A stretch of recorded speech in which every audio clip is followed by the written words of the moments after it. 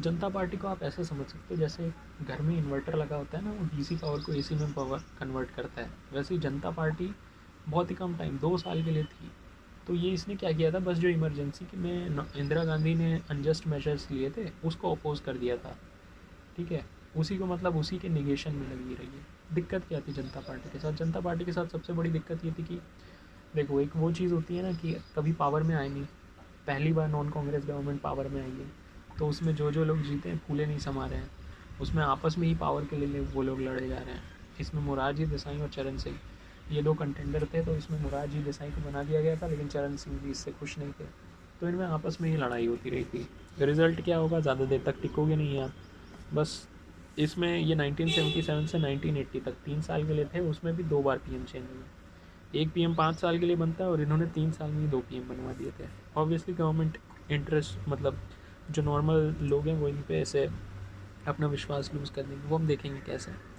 Anyway तो थोड़ा देखते हैं कि इन्होंने कैसे डील किया होम अफेयर्स, एक्सटर्नल अफेयर्स और इकोनॉमी को। सबसे पहले आते हैं मोरारजी देसाई। ये बेचारे कोशिश कर रहे हैं नेहरू जी के जाने के बाद से कि पीएम बन जाए। मतलब लाल बहादुर शास्त्री जी को बना दिया था पहली बार सिंडिकेट ने, दूसरी बार भी इंदिरा गांधी को बना दिया गया था। तो इस बार मोरारजी देसाई ने क्या किया, उन्होंने कांग्रेस छोड़ के पार्टी अलग ज्वाइन कर ली, जनता पार्टी। तो वहाँ पे मोरारजी देसाई बन गए थे पहले नॉन कांग्रेस प्राइम मिनिस्टर। थे कांग्रेस के ही, लेकिन बाद में कांग्रेस छोड़ के आ गए थे ना नई पार्टी में, इसलिए नॉन कांग्रेस प्राइम मिनिस्टर।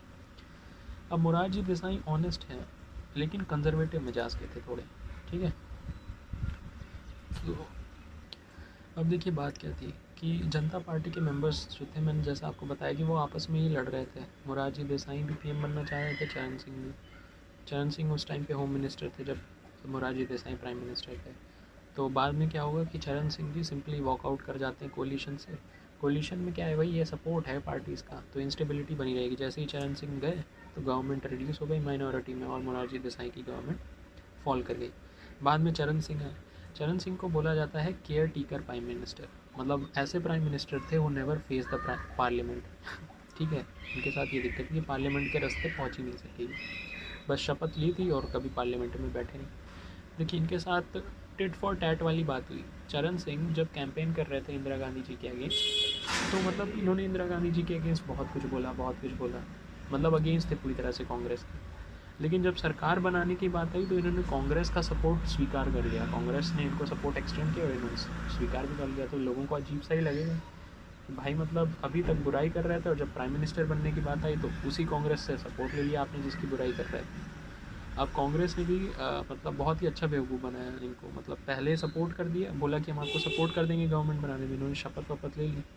और फिर जस्ट एक दिन पहले जैसे कांग्रेस ने बोला सपोर्ट करेंगे, तो उसके बाद क्या होगा, कॉन्फिडेंस मोशन, कॉन्फिडेंस वोट होगा ना पार्लियामेंट में कि किस लीडर के पास सबसे ज़्यादा वोट्स हैं।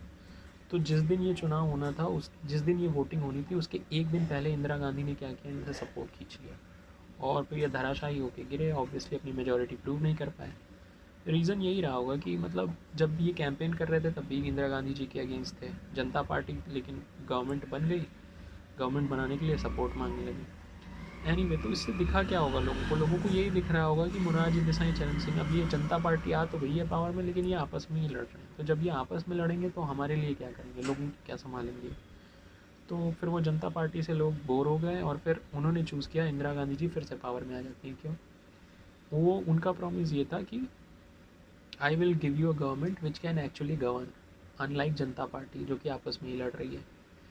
एनीवे लेकिन मोरारजी देसाई और चरण सिंह, जनता पार्टी गवर्नमेंट की लेगेसी क्या है, इनकी लेगेसी यही है, एक खास चीज़ है। देखते हैं हम क्या है, होम अफेयर्स और एक्सटर्नल अफेयर्स और इकोनॉमी में इन्होंने क्या किया। जनता पार्टी के साथ दिक्कत क्या थी, सबसे बड़ी ये दिक्कत थी कि ये अलायंस थी ऑपोजिशन पार्टीज़ की, तो उसमें अलग अलग पार्टियाँ आएंगी, उनमें आइडियोलॉजिकल डिफरेंसेस होंगे, ठीक है। अब ये जब तक उनका एक गोल था इंदिरा गांधी जी को हटाना, तब तक तो काम किया, उसमें सक्सीड हुए, लेकिन जैसे ही ये पावर में आ गए तो अब सबकी अलग अलग चॉइसेस है कि नहीं ये कर लेते हैं वो कर लेते हैं। देसाई वर्स जो मोरारजी देसाई वर्सेस चरण सिंह के बीच में जो कंपटीशन था प्राइम मिनिस्टर को बनने के लिए, वो हम जानते ही हैं। तो हुआ क्या, अल्टीमेटली गिर गई है गवर्नमेंट, क्योंकि उनके आइडियाज़ ही नहीं मैच कर रहे हैं। लेकिन 3 साल का जो इसमें छोटा सा स्पैन था, उसमें उन्होंने एक चीज़ अच्छी की, उनकी लेगेसी ये है कि उन्होंने इमरजेंसी के प्रोविजंस को अंडू कर दिया था, जितने भी इमरजेंसी के अनजस्ट प्रोविजन थे। कैसे किया, देखिए उन्होंने बिल्कुल जड़ से उखाड़ी है ये चीज़, इमरजेंसी में जो भी बुराई थी। पहली चीज़ उन्होंने सबसे पहले क्या की, एक कमीशन बना दी, शाह कमीशन, ठीक है, सुप्रीम कोर्ट जज के अंडर, जेसी शाह, और बोल दिया उनको कि आप इंक्वायर करो कि इमरजेंसी के अंदर एट्रॉसिटीज़ क्या है। मतलब लोगों के सामने पहले वो ये इमेज बिल्ड करना चाह रहे थे कि हम नहीं कह रहे हैं, हमने एक इंडिपेंडेंट कमीशन बनाई है, वो डिक्लेयर करेगी कि हाँ इमरजेंसी में एट्रॉसिटीज़ हुई थी। बट अनफॉर्चुनेटली ऐसा हुआ कि कोई भी ऐसा एविडेंस मिला ही नहीं एट्रॉसिटीज़ का इस कमीशन को, तो ये एक फेलियर माना गया उनका। लेकिन कोशिश यही थी उनकी कि पहले पब्लिक ओपिनियन बिल्ड करें कि हाँ इन्होंने गलत किया। दूसरा उन्होंने क्या किया, उन्होंने रिस्टोर कर दिए जितने भी डेमोक्रेटिक राइट्स इमरजेंसी में लिए गए थे वापस। जैसे जुडिशरी जो है उसकी पावर टू इनवैलिडेट लॉ, वो वापस उसको दे दी गई। अच्छा, अभी तो इन्होंने कर दिया, लेकिन सपोज फ्यूचर में फिर से ऐसा हो जाए तो उस चीज़ को जड़ से उखाड़ने के लिए उन्होंने इमरजेंसी लगाना ही मुश्किल कर दिया। प्रमलगेशन ऑफ इमरजेंसी उसी को बहुत ज़्यादा मुश्किल बना दिया। मतलब 2/3 मेजॉरिटी चाहिए होगी इमरजेंसी लगाने के लिए। इसको और मुश्किल कैसे बनाएं, 1 महीने के अंदर चाहिए होगी 2/3 मेजॉरिटी। तो इसलिए उन्होंने इमरजेंसी लगाना, इमरजेंसी में जो प्रोविजंस आए थे ना कि उनको हटा दिया था, बल्कि इमरजेंसी लगानी ही मुश्किल कर दी थी। लेकिन इस बीच भी इंदिरा गांधी एक मास्टर स्ट्रोक खेल गई। बिहार में एक जगह है बेलची नाम की, वहाँ पर क्या हुआ था, कास्ट वायलेंस हुई थी, जिसमें कि क्या हुआ था, हरिजन यानी शेड्यूल्ड कास्ट के लोगों को अपर कास्ट के लोगों ने जला दिया था। किसलिए, कोई लैंड डिस्प्यूट था जिसमें जला के मार दिया उन्होंने। इंदिरा गांधी चली गई बेलची में, बिहार में, और उन्होंने अपनी एक ऐसी इमेज बिल्डअप कर ली हरिजन्स के सामने, गरीब लोगों के सामने, कि हाँ भाई कि मैं इनकी दोस्त हूँ। इस टाइप की इमेज उन्होंने बना ली। अब ये इनका मास्टर स्ट्रोक था। 19 अगला जो इलेक्शन हुआ उसमें इंदिरा गांधी की गवर्नमेंट जीत गई। इकोनॉमी को देखें तो अब ये है, जनता पार्टी पहली बार आई है ना, नॉन कांग्रेस गवर्नमेंट है, तो कुछ तो अलग करे। ये जो 5 ईयर प्लान था, इसमें उन्होंने क्या किया था, इसमें उन्होंने रोलिंग प्लान लाए थे। वो एम उनका वही था, एग्रीकल्चर प्रोडक्शन और रूरल इंडस्ट्रीज़ को बढ़ाना, ठीक है। चरण सिंह जो थे वो क्या थे, वो विलेजर्स के लीडर थे ना, रूरल बैकग्राउंड से, तो ऑब्वियसली रूरल के लिए तो करेंगे ही कुछ वो, इसलिए इकनॉमी में उन्होंने एग्रीकल्चर प्रोडक्शन, रूरल इंडस्ट्रीज़, इन पर फोकस किया। इस प्लान की खासियत क्या थी, प्लान की खासियत ये थी कि ये एक रोलिंग प्लान था। रोलिंग प्लान यानी कोई भी चीज़ जो रोल करती है वो एक जगह नहीं टिकती, वो घूमती रहती है। मतलब उन्होंने फ्लेक्सिबिलिटी दे दी थी कि भैया आप इकोनॉमिक सिचुएशन को देखते हुए अपनी प्रायोरिटी बदल सकते हो, मतलब जैसी सिचुएशन हो उस हिसाब से आप अपना प्लान को चेंज कर लेना। हालांकि ये एक एडवांटेज है, लेकिन डिसएडवांटेज इसका ये है कि आपकी जब लॉन्ग टर्म पॉलिसी नहीं होगी तो कुछ ड्रास्टिक चेंज ही नहीं ला पाओगे, आप कुछ रेडिकल रिफॉर्म्स लाने हैं तो वो ला ही नहीं पाओगे। तो ये है, खैर जो भी है, जनता पार्टी का ये हुआ। इसके बाद वापस पावर में आ जाएंगे आपकी Indira Gandhi, she comes back to power. जैसा मैंने बताया था, फर्स्ट फेज़ में क्या था, वो एक इकोनॉमिस्ट की तरह एक्ट कर रही थी, उन्होंने गरीबी हटाने की कोशिश की थी, ठीक है। लेकिन दूसरे फेज़ में उनका मेन रोल वो एक एनवायरनमेंटलिस्ट की तरह उभरी थी, ठीक है। हालांकि उन्होंने फर्स्ट फेज़ में भी कई एनवायरनमेंट से रिलेटेड एक्ट निकाले थे, लेकिन ये बस याद करने के लिए मैं बोल रहा हूँ। सेकेंड फेज़ में वो एनवायरनमेंटलिस्ट की तरह निकली। एनीवे, इन्होंने होम अफेयर, एक्सटर्नल अफेयर और इकोनॉमिक में इस बार क्या किया, देखिए होम अफेयर्स में अब इस बार जब इंदिरा गांधी आई थी तो उनको अलग ही दिक्कत फेस करनी पड़ी कि इंडिया के जो अलग अलग स्टेट्स हैं, मैंने बताया था लास्ट टाइम जब वो आई थी पावर में तो कांग्रेस स्प्लिट हुआ था और उस वक्त रीजनल पार्टी ग्रो कर रही थी। इस बार भी बिल्कुल एग्जैक्टली वैसा ही हुआ। ये आई वापस, कांग्रेस में स्प्लिट नहीं हुआ, लेकिन ये जैसे ही आई अब वो रीजनल पार्टीज़ कुछ उनमें से बहुत ही ज़्यादा स्ट्रॉन्ग हो गई, और अब इन स्टेट्स में क्या हुआ, एक तरह से अनरेस्ट पैदा होने लगा। और इसका क्लासिक एग्जांपल है सबसे ज़्यादा फेमस पंजाब में, जहाँ पे मिलिटेंट्स को रोकने के लिए इन्होंने ऑपरेशन ब्लू स्टार चलाया था, जो कि अल्टीमेटली इनके असैसिनेशन का कारण बना था। एनीवे, एक्सटर्नल अफेयर्स में पिछली बार भी पाकिस्तान परेशान कर रहा था। पहली बार तो पाकिस्तान तोड़ के इन्होंने बांग्लादेश ही बना दिया था।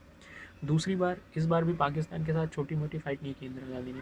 सियाचिन ग्लेशियर पे फाइट हुई थी, वो शायद हाईएस्ट लेवल है जहाँ पे हाईएस्ट बैटल ग्राउंड है वर्ल्ड का, और कोल्डेस्ट भी होगा सियाचिन ग्लेशियर, तो वहाँ पर फाइट लड़ी। तो इंदिरा गांधी की जो पाकिस्तान के साथ लड़ाई थी वो दोनों नॉर्मल नहीं थी, जैसे जवाहरलाल नेहरू और लाल बहादुर शास्त्री जी के टाइम पे हुआ था, दोनों कश्मीर इशू पे। पहली फ़ाइट में पाकिस्तान को ही तोड़ दिया, पाकिस्तान और बांग्लादेश में। दूसरी फ़ाइट में नॉर्मल बैटल ग्राउंड नहीं, वर्ल्ड का हाईएस्ट और कोल्डेस्ट सियाचिन ग्लेशियर पे लड़ी थी, और वहाँ पर भी जिता दिया था इन्होंने इंडिया को। इकनॉमी के मामले में जैसे मैंने बताया, एनवायरनमेंटलिस्ट वाला जो फीचर है इनका वो ज़्यादा बाहर आएगा, अनलाइक जो इनका पहला वाला था जहाँ पे ये गरीबी हटाने के लिए मेजर्स ले रही थी। रॉबिन हुड वाला रोल इन्होंने प्ले किया था। अच्छा, मैंने कवर नहीं किया है पहले इनके उसमें कि इन्होंने इकोनॉमी में क्या मेजर लिए थे। ठीक है, तो इकोनॉमी में मैं कवर कर देता हूँ कि इनका रॉबिन हुड वाला मेजर था क्या, कि वो मैं करना भूल गया था, तो वो मैं अभी कर दे रहा हूँ। इन्होंने पहले क्या है, बिल्कुल रॉबिन हुड वाला रोल प्ले किया था अपने फर्स्ट फेज़ में 1966 से 1977 वाले में। रॉबिन हुड मतलब कि अमीरों से पैसा लेके उसको गरीबों में दिया जाए, क्योंकि इन्फ्लेशन और अनएम्प्लॉयमेंट बढ़ा ही हुआ था 1965 की वॉर के बाद, जो लाल बहादुर शास्त्री के टाइम पे हुई थी। तो इन्होंने क्या किया, इन्होंने 3 स्टेप्स लिए थे। क्या हैं वो 3 स्टेप्स? सबसे पहले, आपके पावरफुल हैं कौन से देश में? इंडस्ट्रियलिस्ट बड़े बड़े वो पावरफुल हैं, प्रिंसली स्टेट्स के जो प्रिंसेस हैं वो पावरफुल हैं, और जो बड़े बड़े किसान हैं वो पावरफुल हैं। तो देखिए, सबसे पहले इन्होंने बैंक्स जो हैं और जो दूसरे सेक्टर हैं जैसे कोल, स्टील, ऑयल, इन सब का नेशनलाइजेशन कर दिया, क्योंकि उनके अकॉर्डिंग उनका ये कहना था कि भैया इस तरह के जो बैंक्स हैं इनको ओन करना जाना चाहिए पब्लिकली, गवर्नमेंट के द्वारा, जिससे कि क्या हो सके, प्रायोरिटी सेक्टर लैंडिंग हो सके, कि जो छोटे फार्मर्स हैं, छोटी इंडस्ट्रीज़ हैं, छोटे बिजनेसेस हैं, उनको पैसा दिया जा सके। वरना तो सिर्फ इंडस्ट्रियलिस्ट और बड़े बिजनेसमैन ही आसानी से बैंक से पैसा उठाएंगे, उन्हीं को देगा भी बैंक। वरना जब गवर्नमेंट के कंट्रोल में होगा तभी तो ऐसा होगा कि गवर्नमेंट डायरेक्ट करेगी बैंक को कि जहाँ पे आपको प्रॉफिट नहीं भी हो रहा उनको भी आप पैसा दो। तो इसलिए इन्होंने नेशनलाइज कर दिए थे बैंक्स और दूसरे सेक्टर्स भी जैसे कोल, स्टील और ऑयल। दूसरा, प्रिंसेस के लिए क्या कर दिया था इन्होंने, अबॉलिश कर दिया था privy purses to former rulers of princely states. ठीक है, इसका क्या एडवांटेज था? इसका ये एडवांटेज था कि गवर्नमेंट को जो रेवेन्यू डेफिसिट, जो अननेसेसरली प्रिंसेस को पैसा दे रही थी, वो मिल जाएगा इनको। उस पैसे को ये सोशल, उस पैसे का यूज़ करके ये डेफिसिट घटा देंगी गवर्नमेंट का। और दूसरी इसका ये बेनिफिट था कि एक सोशल इक्वालिटी भी आएगी भाई, कि अब राजा रानी जैसा कोई नहीं है, सभी लोग बराबर हैं, किसी को भी स्पेशली नहीं ट्रीट करेगी गवर्नमेंट। तीसरी चीज़ क्या है, बड़े पीजेंट्स जो हैं उनके अगेंस्ट क्या इन्होंने स्टेप लिया, लैंड रिफॉर्म्स में एक तो लैंड पे सीलिंग डाल दी, इससे ज़्यादा लैंड आप नहीं रख सकते। ठीक है, जो एक्स्ट्रा लैंड फिर मिलेगी उसको गरीबों में बांट देंगे, रीडिस्ट्रीब्यूट कर देंगे मार्जिनल फार्मर्स में। लेकिन अब देखिए इन सब से हुआ क्या, जो इन्फ्लुएंशियल क्लास है, जो पावरफुल क्लास है, उससे इन्होंने पैसा निकाला, तो उनका सपोर्ट तो इनको मिलेगा नहीं, और ये पैसा इन्होंने डिसाइड किया कि देश की इकोनॉमी में डालें, देश की इकोनॉमी में। ठीक है, अच्छा, इसके अलावा इन्होंने एक और स्टेप लिया था, तो ये इनका रॉबिन हुड वाला नेचर है, और शायद यही कारण है कि जब जेपी मूवमेंट हुआ था तो इन्हें इन्फ्लुएंशियल क्लास से भी सपोर्ट मिलेगा नहीं। इसके अलावा इन्फ्लेशन से बचाने के लिए इन्होंने एक और स्टेप लिया था, वो था डिवैल्यूएशन ऑफ रुपी। आइडिया ये था कि it will help India to export more and get dollars to pay for imports, जैसे कि फूड, ऑयल। अब मैं 3 बार एक चीज़ बोलता हूँ, ये सारी चीज़ मैं भूल गया था इंदिरा गांधी जी के फर्स्ट फेज़ में बताना, ठीक है, इकोनॉमी में। तो अभी मैं सेकंड फेज़ में इसको कवर कर रहा हूँ। अब इसका एडवांटेज क्या है कि आपने फर्स्ट फेज़ में देख लिया कि उन्होंने कैसे एक इकोनॉमिस्ट का रोल प्ले किया, रॉबिन हुड टाइप का, अमीरों से पैसा लेके गरीबों में दिया। अब हम देखते हैं इंदिरा गांधी के सेकेंड फेज़ में उन्होंने क्या स्टेप्स लिए। ठीक है, ये सेकेंड फेज़ वाला भी। तो सेकेंड फेज़ में बेसिकली वो क्या है, एक एक एनवायरनमेंटलिस्ट की तरह ही, मतलब से ये याद रखने के लिए बोल रहा हूँ। क्यों? क्योंकि देखिए उन्होंने क्या किया, आप एक निमोनिक याद रख सकते हो, उन्होंने इन्वायरमेंट से रिलेटेड कौन कौन से एक्ट क्रोनोलॉजिकल ऑर्डर में पास किए। आप इमेजिन करो, इन्वायरमेंट है, एक इन्वायरमेंट की सीन आप इमेजिन करो कि एक टाइगर है, वो पानी पी रहा है। कहाँ पे पानी पी रहा है? फॉरेस्ट के अंदर। और फॉरेस्ट के अंदर अगर पानी पिएगा तो फॉरेस्ट क्या इंश्योर करेगा कि फ्रेश एयर हो वहाँ पे, मतलब tiger drinking water in a forest with fresh air. तो टाइगर से आपको याद हो जाएगा वाइल्ड लाइफ। तो सबसे पहले उन्होंने वाइल्ड लाइफ प्रोटेक्शन एक्ट पास किया 1972 में। फिर टाइगर क्या कर रहा है? ड्रिंक कर रहा है वाटर को, तो water prevention and control of pollution act, ये 1974 में। अब आप देखिए 1966 से 1977 तक था उनका फर्स्ट फेज़, तो ये फर्स्ट फेज़ में उन्होंने 2 एक्ट पास किए थे, वाइल्ड लाइफ प्रोटेक्शन एक्ट और वाटर एक्ट। सेकेंड फेज़ में tiger drinking water in a forest with fresh air. Forest से आपको क्या याद हो जाएगा? फिर फॉरेस्ट एक्ट आया कब? 1980 में। और फिर आया आपका क्या? Air act, air prevention and control of pollution act 1981 में। तो ये उन्होंने 4 इन्वायरमेंट से रिलेटेड एक्ट निकाले थे। 2 एक्ट इनके फर्स्ट फेज़ के थे, 2 एक्ट सेकंड फेज़ के थे, लेकिन याद रखने के लिए मैं ऐसा याद कर रहा हूँ कि सेकंड फेज़ में इन्वायरमेंटलिस्ट का रोल इन्होंने धारण कर लिया था। एनीवे, तो ये हो गया, थोड़ा हमने मोटा मोटा देख लिया। अब थोड़ा डिटेल में देखते हैं कि इंदिरा गांधी ने किया क्या। तो सेकेंड फेज़ में जेपी गवर्नमेंट के, सॉरी जेपी बोल रहा हूँ, जनता पार्टी के गिर जाने के बाद क्या है, इंदिरा गांधी आ जाती है वापस पावर में। लेकिन इस बार ये अपना कंप्लीट टेन्योर नहीं निभा पाएंगी। 1980 से 1984 तक सिर्फ ये रहेंगी, सिर्फ इन्हीं 4 साल। क्यों? क्योंकि इनकी मृत्यु असैसिनेशन हो जाएगा, इसीलिए अपने 5 साल कंप्लीट नहीं कर पाएंगी। देखते हैं, तो सबसे होम अफेयर्स को देखते हैं। होम अफेयर्स में जैसा पिछली बार हुआ था इनका, कि क्या हुआ था, कांग्रेस स्प्लिट हुआ था इनके फर्स्ट फेज़ में, तो रीजनल पार्टीज़ ग्रो करने लगी थी। तो अब सेकंड फेज़ में क्या है, ये रीजनल पार्टीज़ परिपक्व हो चुकी हैं, तो अब इन्होंने क्या है थोड़ी तबाही मचानी शुरू कर दी है। जैसे कि एग्जांपल के लिए आप ले लो, आंध्र प्रदेश के ट्राइबल एरियाज़ में नक्सलाइट्स आने लगे थे, नागालैंड में मिलिटेंसी शुरू हो गई थी, असम में असम स्टूडेंट यूनियन इस तरह की शुरू हो गई थी। लेकिन ठीक है, ये सब छोटे केसेस हैं। जो मेजर केस है वो जाना जाता है पंजाब के नाम से। पंजाब स्टेट में क्या दिक्कत आ रही थी, ऑपरेशन ब्लू स्टार वहाँ पे इन्होंने कंडक्ट कराया था। देखिए हो क्या रहा था कि जो सिख थे वहाँ पे, सिख मिलिटेंट्स थे, वो डिमांड करने लगे थे ऑटोनॉमी के लिए कि हमको और ऑटोनॉमी चाहिए, ठीक है।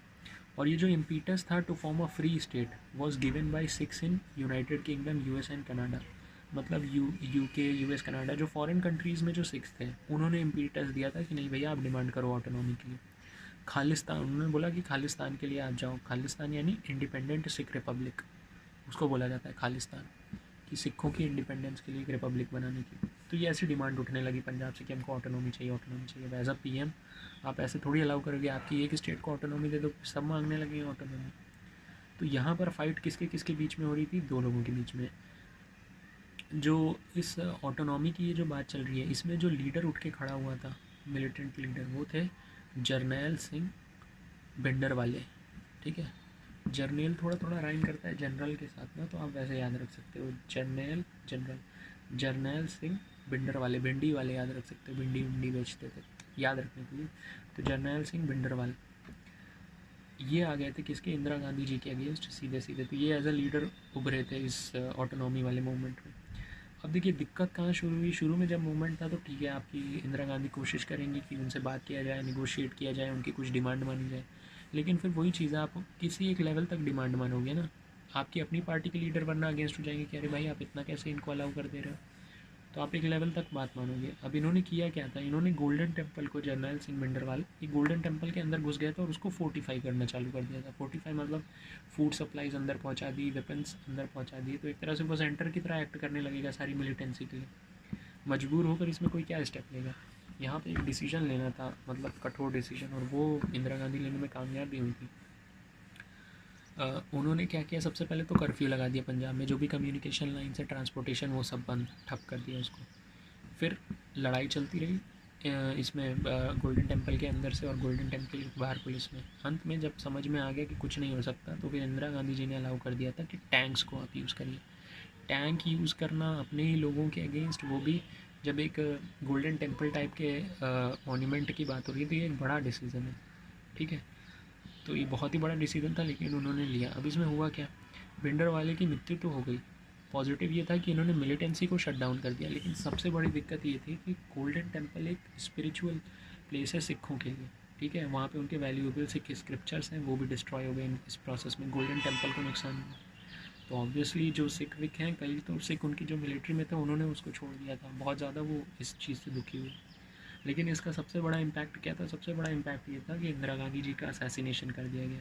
किसने, इंदिरा गांधी जी के बॉडीगार्ड्स जो थे वो सिख थे, उनको भी ये बात समझ में अच्छी नहीं लगी कि उनके गोल्डन टेम्पल को ऐसा कर दिया इन्होंने।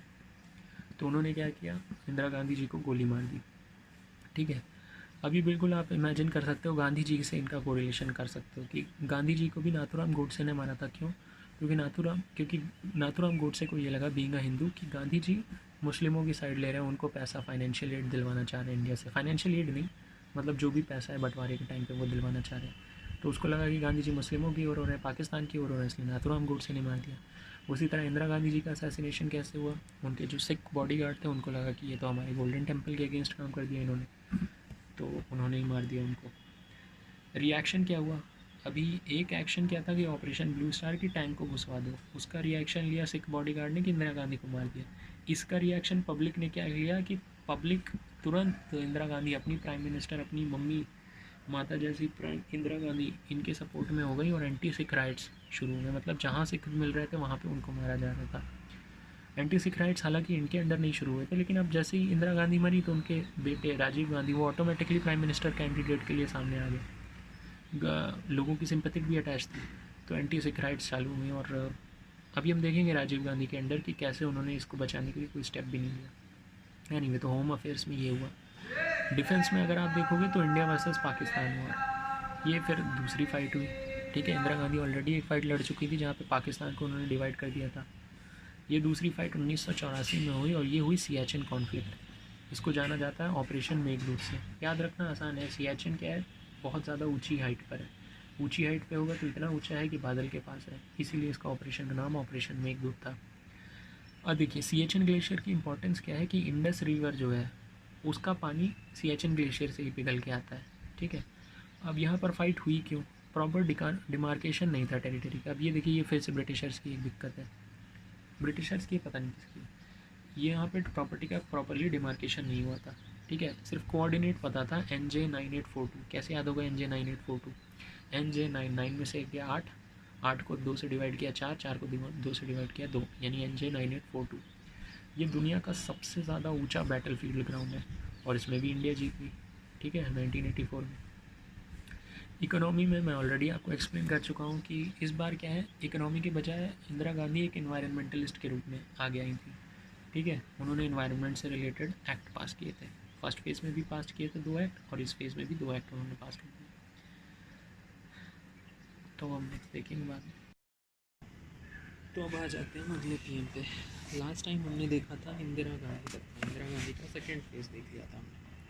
तो सेकेंड फेज़ में इंटरेस्टिंग चीज़ हुई क्या थी? देखिए सेकेंड फेज़ में इंटरेस्टिंग चीज़ ये हुई थी आपकी कि इंदिरा गांधी के पीरियड में क्या हुआ था, वेरियस स्टेट्स में अनरेस्ट चालू हो गया था, जिसमें स्पेशली क्या था, पंजाब स्पेशल था। तो पंजाब में क्या था, मिलिटेंट्स ने क्या ऑक्यूपाई कर लिया था, आपका गोल्डन टेम्पल ऑक्यूपाई कर लिया था, ठीक है, और उसका फोर्टिफिकेशन चालू कर दिया था।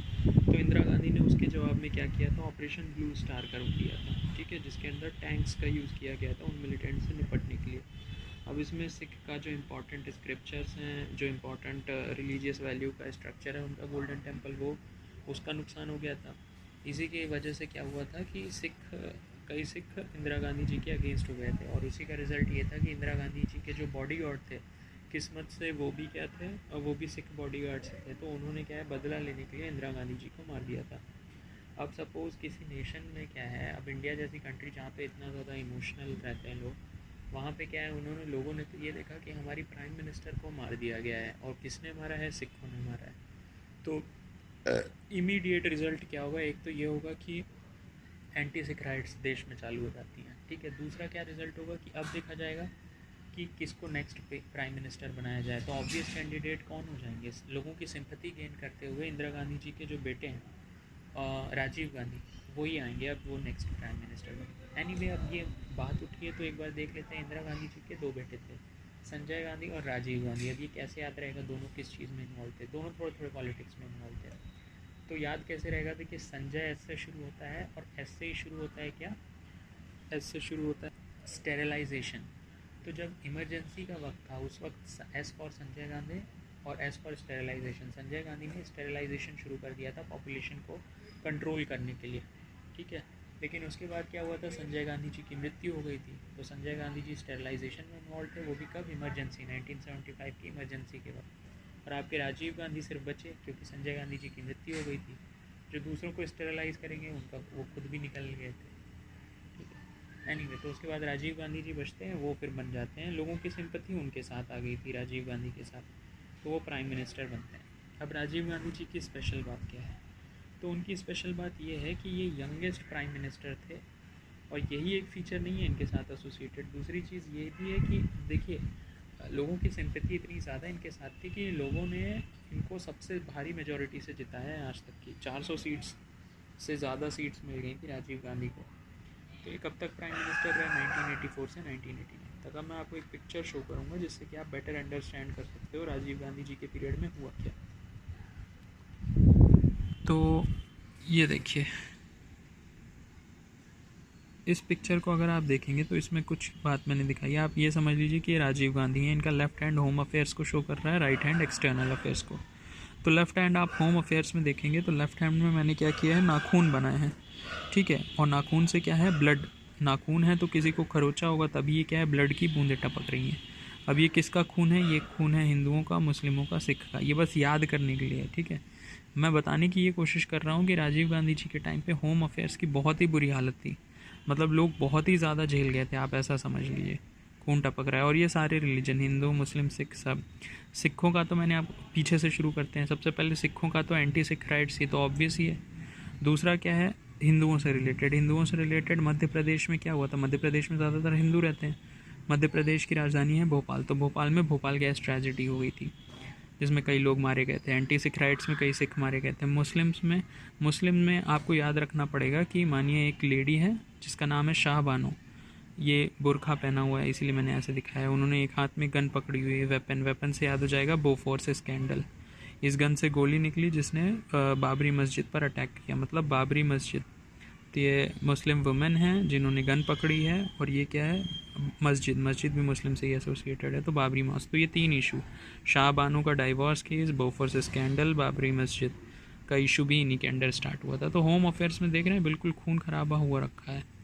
और एक्सटर्नल अफेयर्स में मैंने क्या किया हुआ है कि इनकी एक उंगली मैंने रखी हुई है इस तरह के आइलैंड के ऊपर जिसके आसपास पानी है।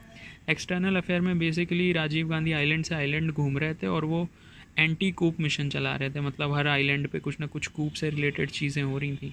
अब देखिए इंडिया में के सबसे नीचे जो पहला आइलैंड आपको दिखेगा वो क्या है, श्रीलंका है राइट साइड पे, और लेफ्ट साइड पे मालदीव्स है। और नीचे अगर आप जाओगे तो सेशलीस आपको दिख जाएगा अफ्रीका के पास। इन्हीं 3 आइलैंड से रिलेटेड कहानी है। इसमें श्रीलंका बहुत इंपॉर्टेंट हो जाएगा। क्यों? क्योंकि श्रीलंका वाला इशू ही, श्रीलंका में जो राजीव गांधी का इंटरफेरेंस था वही बाद में इनके असैसिनेशन का कारण बना था। ठीक है, तो एनीवे ये आपने डायग्राम देखा। अब हम आते हैं एक एक करके, देखते हैं कि इन्होंने थोड़ा डिटेल में देखते हैं कि इन्होंने होम अफेयर्स, एक्सटर्नल अफेयर्स और इकोनॉमी के साथ कैसे डील किया है। तो देखिए सबसे पहले मैंने आपको होम अफेयर्स बताया था, तो होम अफेयर्स में वो डायग्राम में क्या था, हिंदू मुस्लिम सिख ब्लड बैथ बिल्कुल मचा हुआ था। तो जैसे कि इनकी मॉम को क्या कहते हैं सिख बॉडीगार्ड्स ने मारा था ऑपरेशन ब्लू स्टार के रिवेंज के रूप में। तो फिर एंटी सिख राइट्स पूरे देश में चालू हो गई थी। एंटी सिख राइट्स जो है 1984 की, उसको राइट्स नहीं बोला जाता, उसको जेनोसाइड बोला जाता है। मतलब इंडियन डेमोक्रेसी पे ये बहुत बड़ा धब्बा है एंटी सिख राइट्स 1984 का। एनीवे, तो चूंकि इंदिरा गांधी जी को मार दिया गया सिख बॉडीगार्ड के द्वारा, और इंदिरा गांधी जी के बेटे हैं आपके राजीव गांधी, तो अब बेटा तो माँ की मौत का बदला लेगा ही। तो एंटी सिख राइट्स में जानबूझकर सिख को मरने दिया गया था, सिखों को मरने दिया गया था। ठीक है, ऐसा क्यों कह रहा हूँ मैं, क्योंकि ये जो राइट्स थी ये 2 दिन तक चली थी। राइट्स मतलब आप समझ रहे हो, लोग मर रहे हैं वहाँ पे, सिखों को बहुत चुन चुन के मारा गया था। अब ये चीज़ 2 दिन तक कैसे चल गई, जैसे ही ये चीज़ शुरू हुई थी, चाहते तो आप मिलिट्री डिप्लॉय कर सकते थे, आर्मी डिप्लॉय कर सकते थे वहाँ पे सिचुएशन को कंट्रोल करने के लिए, लेकिन ना तो पुलिस ने कुछ किया ना लोकल एडमिनिस्ट्रेशन में कुछ किया। तो ऐसे कैसे कर सकते हो भाई, लोग मर रहे हैं रोड पे और ना पुलिस एक्शन ले रही है ना एडमिनिस्ट्रेशन एक्शन ले रहा है, और ये भी 1-2 घंटे तक नहीं 2 दिन तक चला ये। उसके बाद पीएम राजीव गांधी का स्टेटमेंट भी ये आता है कि जब कोई बड़ा पेड़ गिरता है तो धरती तो थोड़ी देर तक हिलती है। तो अब इतने ज़्यादा इनसेंसिटिव स्टेटमेंट अगर आएंगे आपके प्राइम मिनिस्टर की ओर से तो ये बहुत बुरी ही बात है। तो एनीवे इसीलिए एंटी सिख राइट्स को बहुत बुरी चीज़ मानी जाती है, एक बड़ा धब्बा माना जाता है इंडियन डेमोक्रेसी पे। एनीवे हिंदू मुस्लिम सिख, तो सिख से रिलेटेड आपने देख लिया। अब देखिए आप हिंदूज से रिलेटेड। तो हिंदूज़ को हम कंसिडर करेंगे मध्य प्रदेश में रह रहे हैं हिंदू, मध्य प्रदेश की राजधानी है भोपाल। तो भोपाल गैस ट्रेजेडी ये भी 1984 में हुई। इसको माना जाता है कि दुनिया में वर्स्ट इंडस्ट्रियल ट्रेजेडी जो आज तक हुई है उसको माना जाता है भोपाल गैस ट्रेजेडी, जो कि 1984 में हुई थी राजीव गांधी जी के टाइम पे। इसमें हुआ क्या था बेसिकली, भाई गैस लीक होने के लिए कोई कंपनी होनी चाहिए ना, तो यूनाइटेड स्टेट्स की एक पेस्टिसाइड कंपनी थी यूसीसी नाम की, वहाँ पे क्या हुआ था, गैस लीक हुआ था। क्वेश्चन ये है कौन सी गैस लीक हुई थी, तो एक टॉक्सिक गैस रिलीज़ हुई थी ऑब्वियसली जिसका नाम है MIC, मिथाइल आइसोसाइनेट। ये क्या करती है, इन्हेलेशन पर लंग्स और ब्रेन्स दोनों को अफेक्ट कर देती है। अब इससे कई लोगों की मृत्यु हुई थी वहाँ पे, कई लोग अफेक्टेड हुए थे, लेकिन कंपनी क्या है, कंपनी आसानी से बच के निकल गई। उसने बहुत ही थोड़ा सा कॉम्पनसेशन दिया, बहुत छोटे अमाउंट में कॉम्पनसेशन दिया क्लेमेंट्स को, और बहुत आसानी से भाग के निकल गई। तो ये भी चीज़ एक बुरी मानी जाती है कि इतना आसानी से कैसे छोड़ दिया। लेकिन अब इतना बड़ा हादसा हो गया है, one of the worst industrial tragedy हुई है, तो कुछ ना कुछ एक्शन तो लेना पड़ेगा गवर्नमेंट को। गवर्नमेंट ने एक लेजिस्लेशन पास किया, पूरी की पूरी एक मिनिस्ट्री ही बना दी इन्वायरमेंट और फॉरेस्ट अफेयर से related. Ministry of environment and forest जो है पूरी की पूरी एक मिनिस्ट्री बना दी गई थी। अब इस मिनिस्ट्री को किस एक्ट के अंदर, इन्वायरमेंट प्रोटेक्शन एक्ट पास किया गया, और उसके अंदर पूरी पूरी एक मिनिस्ट्री डेडिकेट कर दी गई इन्वायरमेंट से रिलेटेड इश्यूज़ को, प्लस हजार्डस वेस्ट एक्ट भी आ गया। तो ये दोनों एक्ट जो हैं और ये जो मिनिस्ट्री ऑफ एनवायरनमेंट है, ये भोपाल गैस ट्रेजेडी का ही रिजल्ट है। तो आपने ये देखा। अच्छा, पंजाब में जैसा मैंने बताया कि एंटी सिख राइट्स तो चल रहे थे, ठीक है। उसके बाद भी पंजाब की जो सिचुएशन थी वो इंदिरा गांधी जी के अंडर भी मुश्किल में थी और अभी राजीव गांधी जी के अंडर भी मुश्किल में आएगी। इंदिरा गांधी जी के अंडर हमने देखा था कि गोल्डन टेम्पल को पहली बार जो सिख मिलिटेंट्स थे उन्होंने ऑक्यूपाई और फोर्टिफाई करना शुरू किया था।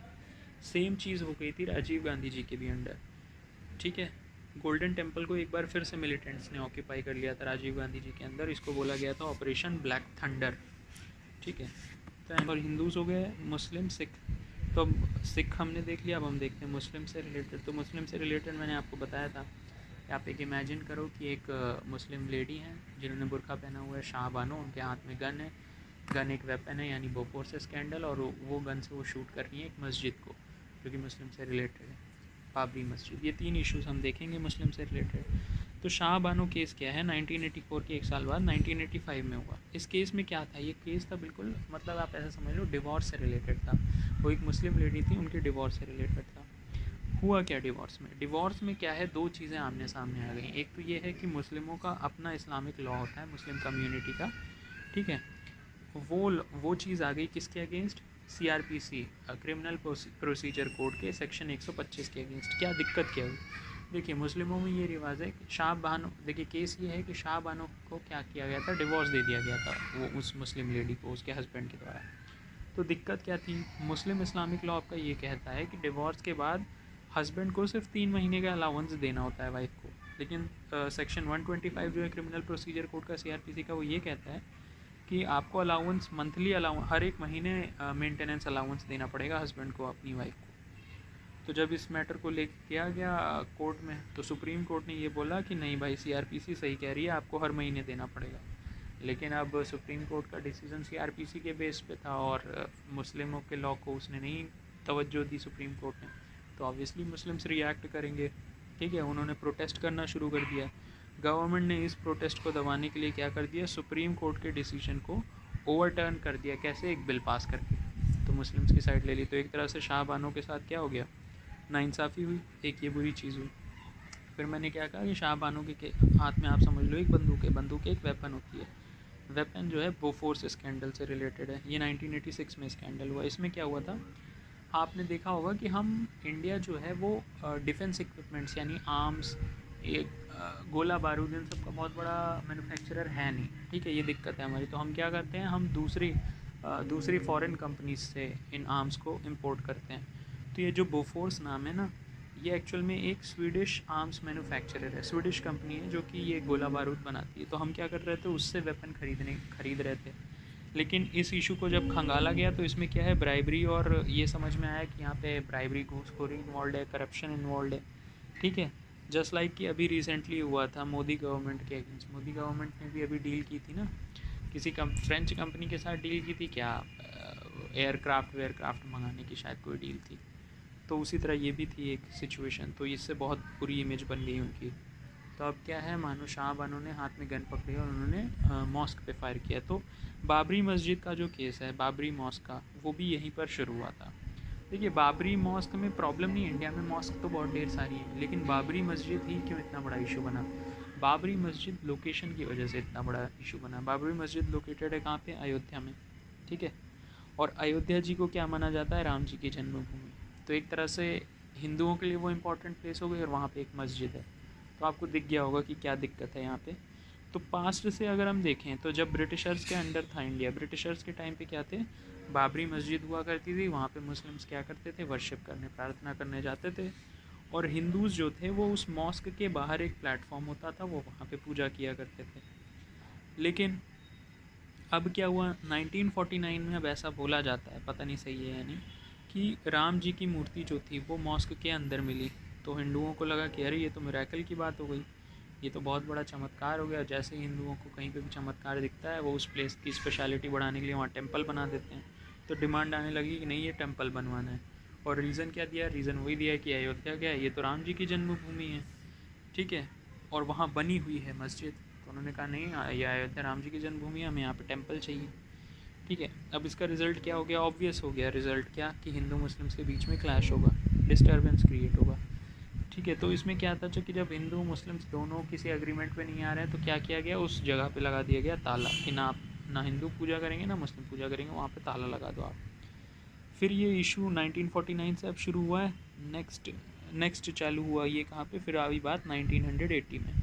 1980 में जो क्या कहते हैं कम्युनल पार्टीज़ हैं ना इंडिया की, जैसे विश्व हिंदू परिषद, तो उसने क्या किया, उसने एक कैंपेन लॉन्च कर दिया था कि हमको क्या करना है, राम मंदिर ही बनवाना है अयोध्या की साइड पे। ये वैसे भी प्रो हिंदू है, एंटी पाक है ये। 1986 में क्या हुआ, 1986 अब हम आ गए राजीव गांधी जी के एरा में। डिस्ट्रिक्ट जज ने ये बोला कि नहीं भैया आप मॉस्क खोल दीजिए, ठीक है। और राजीव गांधी जी ने कह दिया कि ठीक है, अब कोर्ट कह रही है खोलने को, तो खोल दिया उन्होंने मस्जिद। इसका रिज़ल्ट ये हो गया कि विश्व हिंदू परिषद जो कि चाह रही थी वहाँ पे मंदिर बने, वो बहुत गुस्सा आ गई कि राजीव गांधी जी ने मंदिर कैसे खुलवा दिया। और वो विश्व हिंदू परिषद डिमांड करने लगी कि नहीं भाई, बाबरी मस्जिद का डिमोलिशन होना चाहिए। तो जो डिमोलिशन ऑफ बाबरी मस्जिद है ना, उसका कंसेप्ट यहाँ से शुरू हुआ, यहाँ से हीट पकड़ी इस इशू ने। तो आपने देख लिया कि हिंदू मुस्लिम सिख इन तीनों जगह बहुत ही दिक्कत चल रही थी, जैसा कि आपने देख लिया। ये अभी होम अफेयर्स की बात हुई। अब हम देखते हैं एक्सटर्नल अफेयर्स। तो एक्सटर्नल अफेयर्स में मैंने आपको शो किया ही हुआ है कि आप अज्यूम करो कि राजीव गांधी जी क्या है, किसी आइलैंड से उनको एसोसिएट कर दो। इंडियन ओशन के आइलैंड्स में उनकी बड़ी दिलचस्पी थी। वहाँ पे हर आइलैंड पे क्या है, कूप चल रही है, किसी तरह का डिस्टर्बेंस चल रहा है, तो उसमें राजीव गांधी जी जा के मदद कर रहे हैं। तो उसमें क्या है, हमारे सबसे पास जो है आइलैंड वो क्या है, श्रीलंका, उसके बगल में मालदीव्स और उसके नीचे सेशलीज़। पहले मालदीव्स और सेशलीज़ को देख लेते हैं। इन दोनों जगह कूप हो रही थी, तो उसको अवॉइड करने के लिए क्या है कि इंडियन नेवी को, इंडियन फोर्सेस को वहाँ उन आइलैंड्स पर भेजा गया, उन कंट्रीज़ को भेजा गया मदद करने के लिए। सेशलीज़ में जो भेजा गया तो वहाँ के ऑपरेशन को बोला गया ऑपरेशन फ्लावर्स आर ब्लूमिंग, और मालदीव्स में जो हमने भेजा वहाँ पे बोला गया कि ऑपरेशन कैक्टस। तो इसको आप कैसे याद रख सकते हो, ठीक है। सेशलीज़ को आप ऐसे समझ सकते हो, सेशलीज़ राइम्स विद से चीज़। से चीज़ कब हम बोलते हैं, जब लोग जिससे स्माइल करें फ़ोटो खिंचाते हो, तो जब लोग हंसते हैं तो क्या होता है, उनका चेहरा बिल्कुल फूल की तरह खिल जाता है, यानी फ्लावर्स आर ब्लूमिंग। ये सेशलीज़ से आप रिलेट कर सकते हो। और सेशलीज़ फ्लावर का उल्टा क्या हो जाएगा, फ्लावर से खुशबू आती है, पर फ्लावर में कांटे भी होते हैं, तो मालदीव से आप रिलेट कर सकते हो कैक्टस को, कांटे वाला पौधा। एनीवे तो इम्पॉर्टेंट यहाँ पे है श्रीलंका वाला। देखिए श्रीलंका में क्या है, IPFK मिस एडवेंचर हो गया था। ये क्या है, पहले आप समझिए IPFK का फुल फॉर्म क्या है। आई फॉर इंडियन, PF यानी पीस कीपिंग फोर्स। तो इंडियन पीस कीपिंग फोर्स को श्रीलंका में भेज दिया गया। क्वेश्चन है क्यों भेज दिया गया। देखिए श्रीलंका में एक डिस्ट्रिक्ट है जिसका नाम है जाफना। वहाँ पर क्या है कि लैंग्वेज के ऊपर डिस्प्यूट चालू हो गया। किसके किसके बीच में, श्रीलंकन्स और सिन्हलीज़। श्रीलंका में रहने वाले सिन्हलीज़ और तमिलियंस के बीच में, इन दोनों के बीच में चालू हो गया, ठीक है।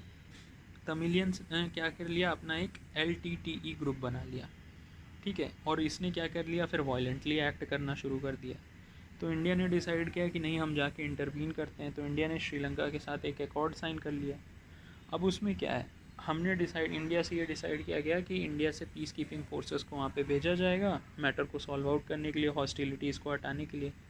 लेकिन वहाँ पे जो तामिलियंस का LTTE ग्रुप था, उसने कहा कि हम सरेंडर नहीं करेंगे, तो उसने मना कर दिया इंडियन पीस कीपिंग फोर्स को। तो एक तरह से LTTE और इंडिया की पीस कीपिंग फोर्सेस एक दूसरे के अगेंस्ट आ गई। हुआ क्या, इंडियन पीस कीपिंग फोर्स जीत गई। लेकिन जो वहाँ के तमिलियंस LTTE थे, उन्होंने कहा कि ठीक है अभी हम लेते हैं बदला। उन्होंने बदला लिया कब, राजीव गांधी जी की सरकार आई, सरकार ख़त्म हो गई।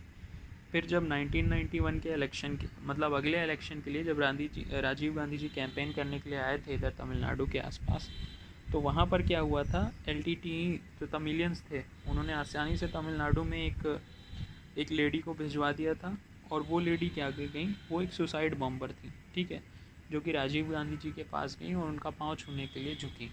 और फिर क्या हुआ, फिर वो बम एक्सप्लोड कर गया, ठीक है, ख़त्म, राजीव गांधी जी का खात्मा हो गया इसी तरह से, ठीक है।